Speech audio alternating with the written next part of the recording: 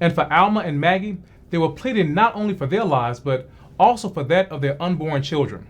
16-year-old Alma was due to give birth in 2 weeks, and Maggie was about 5 months pregnant. But none of that mattered. They couldn't stop what was about to happen at the hanging bridge. 24-year-old Maggie pleaded for her life as the mob ready to lynch them. She sobbed and begged and said that they were innocent. But the mob did not care. In fact, it only angered them more. As Maggie pleaded for her life, a mob member took a monkey wrench and hit her in the mouth, smashing her teeth in.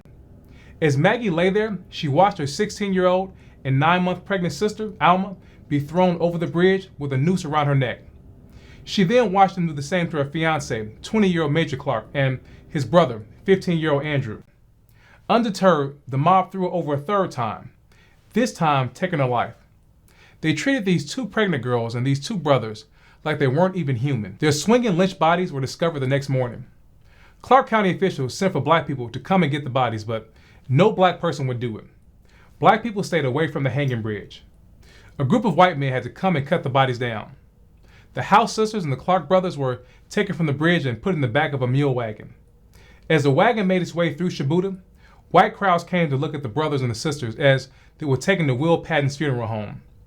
After the bodies were brought to Patton's funeral home, some witnesses said that they saw Alma's baby moving inside of her stomach. Patton wasn't just the funeral undertaker.